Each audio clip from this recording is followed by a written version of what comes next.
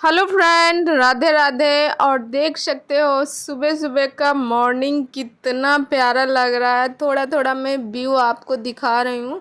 और दोस्तों, कल मैंने ये वीडियो डाला था और मेरी वीडियो में कॉपीराइट क्लेम आ गया था, जिसकी वजह से मुझे वो वीडियो डिलीट करना पड़ा। इसको अपलोड कर देंगे तब उसको डिलीट कर देंगे दोस्तों।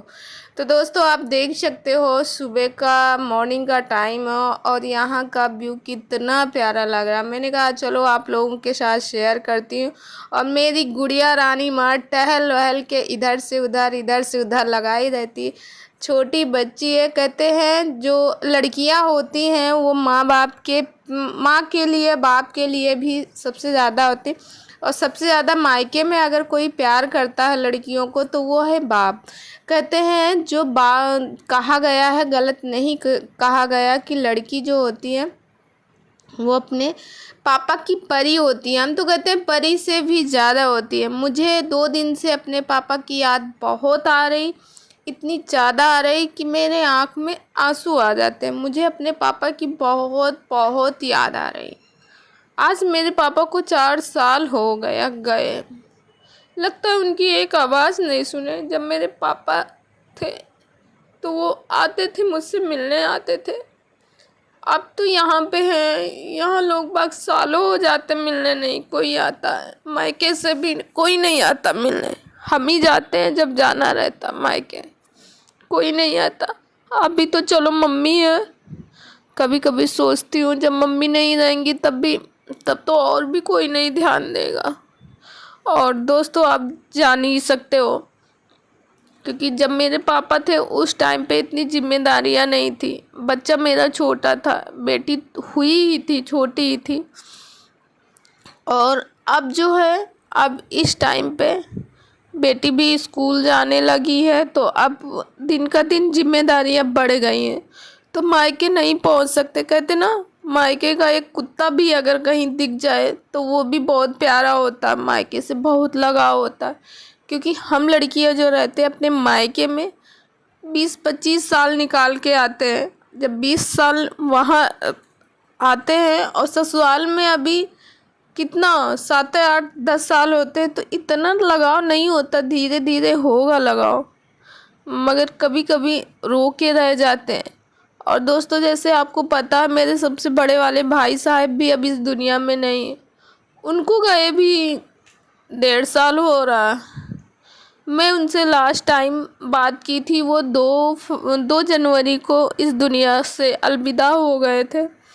और लास्ट टाइम मैंने उनसे बात किया था 27 से 28 दिसंबर को। 26 को तो नहीं, हाँ 27-28 दिसंबर को मुझे याद है पूरी तरह से। तो वही कहते हैं ना कि मैं सारे चेहरे मेरे सामने आते हैं। पापा को तो चलो ठीक है, पापा चले गए, हम लोगों की शादी कर गए, हमारी, मेरे भाइयों की।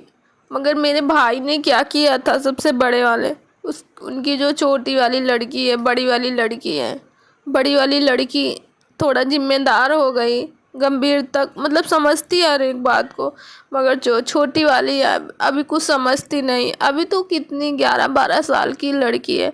आज मैं यहाँ 29-30 साल के हो रहे हैं, तब मैं अपने पापा के लिए तड़प रही हूँ। और वो तो एक 11-12 साल की लड़की है, उसका क्या हाल है आप समझ सकते हो दोस्तों।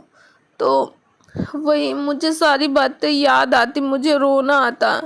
मैं भी अपने अपने भाई से, भाई क्योंकि मुंबई में रहता, लास्ट टाइम मैंने बताया ना कि 28 दिसंबर को मेरी बात हुई थी। और मैं कह दो अच्छा, नहीं तो ऐसे 2 साल हो जाते, 2 साल 3 साल पहले कि मैंने उनको देखा था। मगर मेरा मन नहीं माना। 10 साल से मैंने उनके हाथों में राखी नहीं बांधी थी अपने हाथों से। मेरा मन हुआ कि मैं अगस्त में जाऊंगी, तो उस साल मैं रक्षाबंधन में गई थी। ये सन 2022 की बात है। 22 में मैंने अपने भाई को अपने हाथों से राखी बांधी थी। और वो राखी, मुझे क्या लगा था ये लास्ट टाइम है कि मैं अपने भाई को राखी अपने हाथ से बांधे। तो इसीलिए कहते ना कि मायका मायका होता है, ससुराल ससुराल होता है।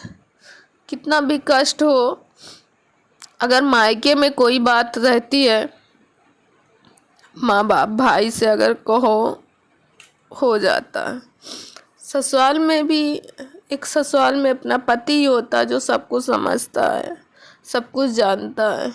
दोस्तों कभी कभी मन बहुत ज़्यादा उदास हो जाता है कि लोग बाग हमारी लाइफ में आते हैं फिर जाते ही क्यों, भगवान ने ऐसा क्यों बनाया। फिर कहते ना, एक दूसरे को देख के इंसान संतोष करता है। अब जैसे पापा को और भाई को, चलो पापा को गए, पापा को भी नहीं जाना चाहिए मगर पापा चले गए थे धीरे धीरे वो, मगर भाई वाला दर्द वो बहुत ज़्यादा है। आखिर क्यों भगवान लिए इतनी जल्दी। अभी कोई एज नहीं थी मेरे भाई की, मुझसे बहुत बड़े नहीं हैं, मुझसे सिर्फ 10 साल के ही बड़े हैं। और 10 साल कितना होता आप जान ही लो। सिर्फ 40 साल के मेरे भाई थे, 40 साल में उन्होंने क्या ही देखा। लोगों की यहाँ 30-35 साल में शादी होती, मगर मेरे भाई जब इंटर में एग्ज़ाम दिए थे तभी उनकी शादी बहुत जल्दी घर वालों ने कर दी थी। वो 16 साल के थे तब उनकी शादी हो गई थी। मगर दोस्तों किसी के साथ भगवान को ऐसा नहीं करना चाहिए। तो इसीलिए कहते हैं मायके का सुख ससुराल में नहीं मिल सकता किसी को भी। जो चीज़ मायके में रहती वो ससुराल में नहीं रहता। मायके में माँ बाप सारे लोग सब कुछ समझते हैं, मगर ससुराल में कोई समझने वाला रहता कोई नहीं रहता, कोई भी नहीं रहता। हम कहते सारे रिश्ते बने बने ही होते हैं। एक पति पत्नी का रिश्ता होता, मगर उसमें भी अगर आप किसी चीज़ में थोड़ा सा चूक गए, पीछे हो गए, 4 बातें मिलती है। मायके में नहीं ऐसा होता। तो दोस्तों और आज मन थोड़ा सा उदास था, मुझे लगा कि मैं आप लोगों से बात करूंगी तो मेरा मन हल्का हो जाएगा, इसीलिए मैं ऑन कैमरा नहीं फेस कर पाई हूँ। मैंने कहा चलो आप लोगों के थ्रू मैं अपने ब्लॉग बनाते उसी में थोड़ी सी बात करूंगी। कहते हैं ना, दुख बांटने से, कष्ट बांटने से बढ़ जाता है।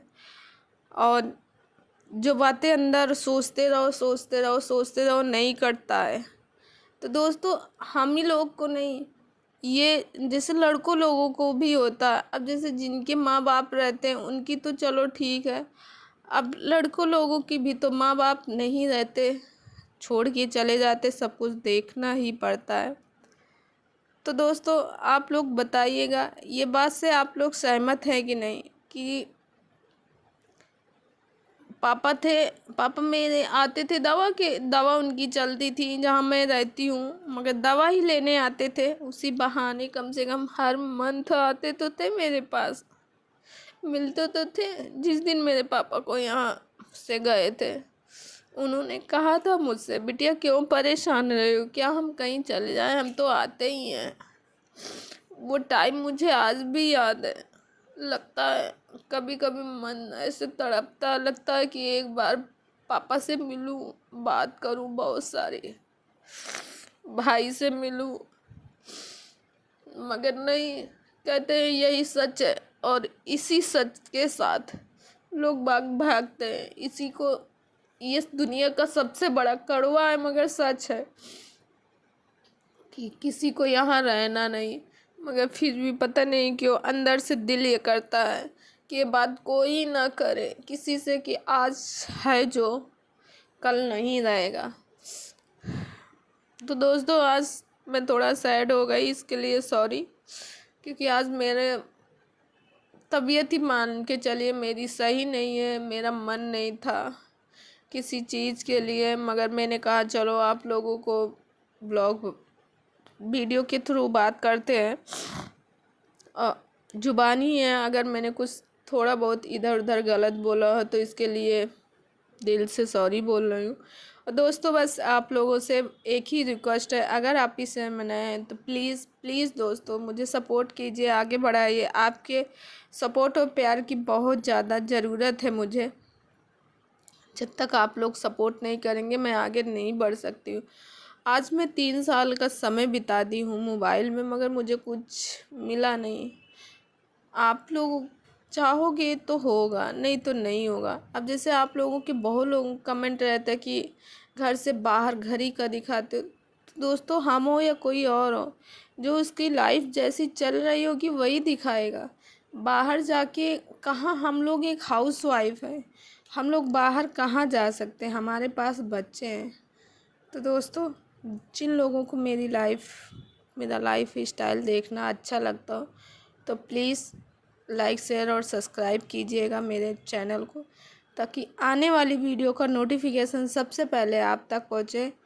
और दोस्तों, आई होप आप लोग मेरी बातों से सहमत होंगे। तो दोस्तों, इस वीडियो को यहीं करती हूँ एंड और कल मिलती हूँ अच्छे से।